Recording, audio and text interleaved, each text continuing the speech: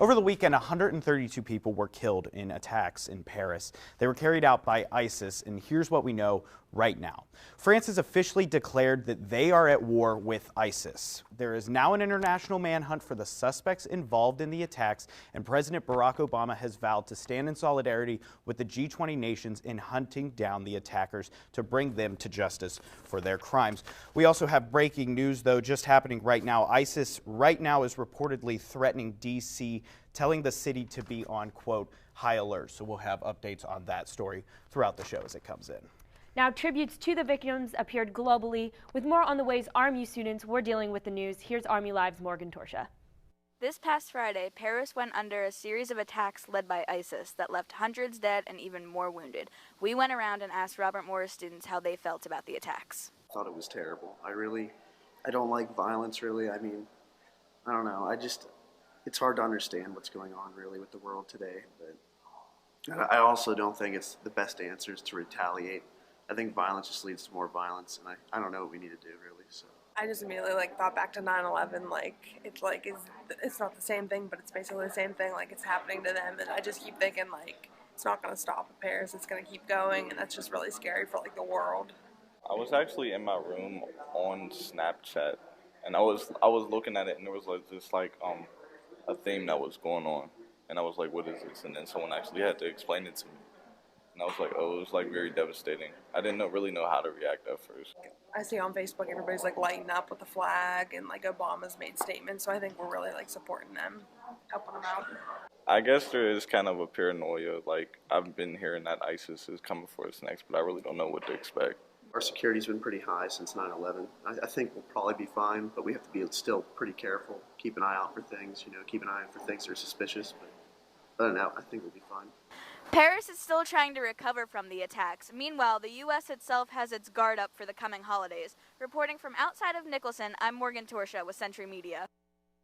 Now, we'll have updates on the attacks in Paris throughout the entire show today, but first, Delaney and I would like to just take a minute to talk about this very complicated situation. Delaney?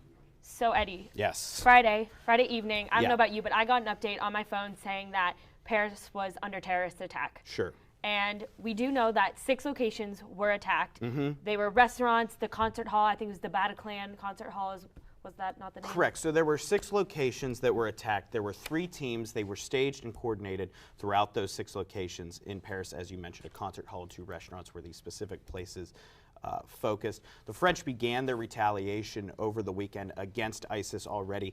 They have pinpointed the location of this sect of ISIS to be in Syria. So that's where a lot of these strikes are being carried out and are taking place in Syria.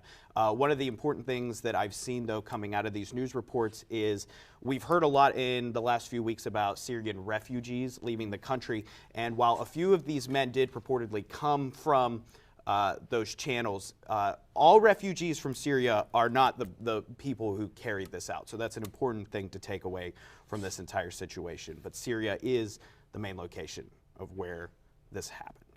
This is such a devastating thing to happen to Paris, and a lot of people are trying to pay tribute. I know a lot of landmarks around the world had red, white, and blue, the French flag all over the place. And then on Facebook, they did the the French flag, pardon me, and I've never seen more people do something to temporarily change their profile picture. It was amazing the support that the Parisians are getting. Sure. Now, one of the other very important things that is coming out of this is it's very important to note that it's not usual for ISIS to say that they are going to be attacking a place. So this incident that's happening in D.C. right now, over the weekend we got reports that they could be targeting as many as 15 states in the United States. That is not a normal thing to be happening. Yeah, it's very shocking that they were almost making us aware and getting us time to prepare. I mean, I guess it's not necessarily a good thing, but that does give a time, like they said, quote, high alert. I can't imagine what Washington, D.C. is like right now. No, absolutely. And one last final update on this topic. Again, we will be covering this throughout the entire show. As of right now, 7 people were killed in the attacks over the weekend. 7 suspects were killed in the attacks. ISIS has claimed that there are 8, so there are still searches for more people involved in these attacks.